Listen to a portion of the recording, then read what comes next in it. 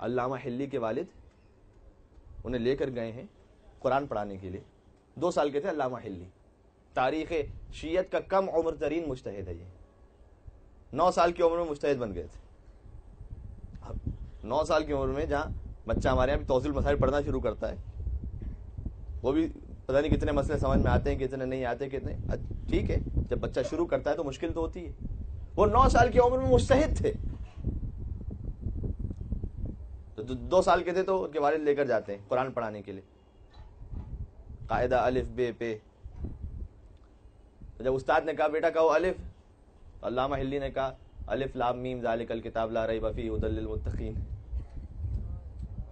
الذین یؤمنون بالغیب ویقیمون الصلاۃ ومما رزقناہم ینفقون.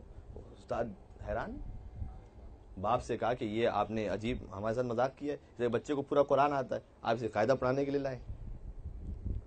ان کے والد بھی حیران ہو گئے. کہا کہ نہیں بیٹا کتنا یاد ہے آپ کو؟